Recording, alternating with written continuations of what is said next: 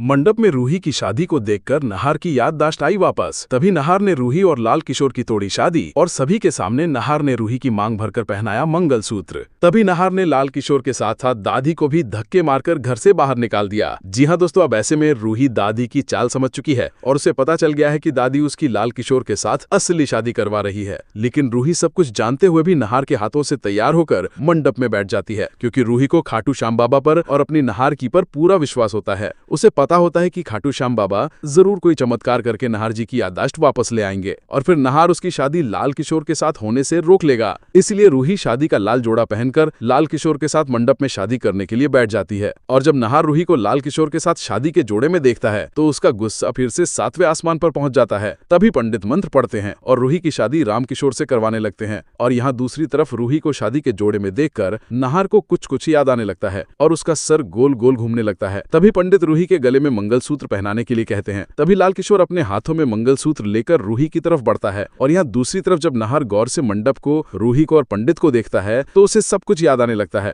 और उसके सामने वो सारी तस्वीरें घूमती हैं जब नहार ने रूही के साथ मंडप में शादी की थी और उसकी मांग में सिंदूर भरकर उसके गले में मंगलसूत्र पहनाया था और 7 फेरे लिए थे। तभी नहार को सब कुछ याद आ जाता है और वो तुरंत रूही की दूसरी शादी तोड़ देता है और लाल किशोर के हाथों में से मंगलसूत्र छीनकर रूही को पहना देता है और उसकी मांग में सिंदूर भर देता है। तभी ये देखकर सभी लोगों के पैरों तले जमीन खिसक जाती है और रूही की खुशी का ठिकाना नहीं रहता, क्योंकि रूही समझ जाती है कि नहार जी की याददाश्त वापस आ चुकी है और रूही को पहले से ही पता था कि नहार उसकी दूसरी शादी नहीं होने देगा और उसे मंगलसूत्र पहनाएगा। तभी नहार कहता है कि रूही, मुझे सब कुछ याद आ गया है। तभी नहार ये कहकर रूही को अपने गले लगा लेता है और फाइनली नहार और रूही एक हो जाते हैं। तभी नहार गुस्से से दादी और लाल किशोर की तरफ देखता है। तभी नहार लाल किशोर की तरफ बढ़ता है और कहता है कि रूही मेरी पत्नी है, इसलिए ये शादी नहीं हो सकती है। तभी लाल किशोर कहता है कि नहार जी, भले ही रूही जी आपकी पत्नी है, लेकिन रूही जी से शादी सिर्फ मैं ही करूंगा, फिर चाहे मुझे कुछ भी क्यों न करना पड़े। तभी लाल किशोर की ये बात सुनकर नहार गुस्से से आग बबूला हो जाता है और लाल किशोर की गर्दन पकड़ लेता है। तभी लाल किशोर कहता है कि नहार, कि आप मुझे नहीं मार सकते हैं, क्योंकि मुझे रूही जी से शादी करने के लिए दादी ने कहा था और वही मुझे लेकर आई थी। अगर तुम्हें कोई सजा देनी है तो वो दादी को दो, मुझे नहीं। तभी नहार दादी का काला सच जानकर लाल किशोर के साथ साथ दादी को भी धक्के मारकर घर से बाहर निकाल देता है। तभी दादी नहार और रूही से हाथ जोड़कर माफी मांगती हैं, लेकिन कोई भी उन्हें माफ नहीं करता है। अब यहाँ से मंडप का माहौल पूरी तरह बदल जाता है। परिवार वाले जो अब तक दादी की बातों में आकर रूही को गलत समझ रहे थे, वही अब दादी का सच सामने देखकर हैरान रह जाते हैं। पंडित जी मंत्र पढ़ना बंद कर देते हैं और सबकी नजरें नहार और रूही पर टिक जाती हैं। रूही की आंखों से खुशी के आंसू बहने लगते हैं, क्योंकि उसने खाटू श्याम बाबा से यही प्रार्थना की थी कि उसका नहार जी उसकी जिंदगी में वापस लौट आए। नहार भी भावुक होकर रूही का हाथ पकड़ लेता है और पूरे परिवार के सामने ऐलान करता है कि चाहे कितनी भी चालें चली जाएं, चाहे कितने भी षड्यंत्र क्यों न रचे जाएं, लेकिन रूही हमेशा उसकी पत्नी रही है और हमेशा रहेगी। इधर लाल किशोर गुस्से से पागल होकर चीखता है कि वो ये शादी अधूरी नहीं छोड़ेगा। वो दोबारा रूही की तरफ बढ़ने की कोशिश करता है, लेकिन नहार उसे रोक देता है और कहता है कि अगर अब उसने रूही के करीब आने की कोशिश की तो उसके लिए ये घर नहीं बल्कि जेल ही जगह होगी।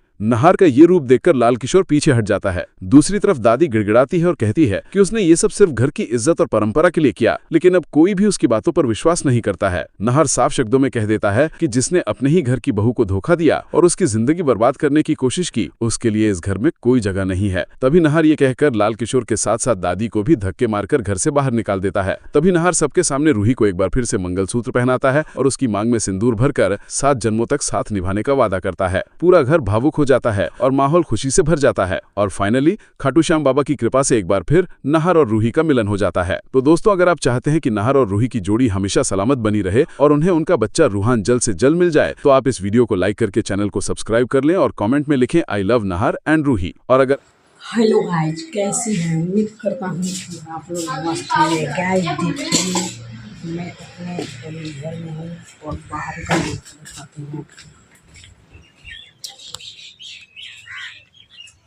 यहाँ पर मेरा भैंस सोया हुआ है नीचे।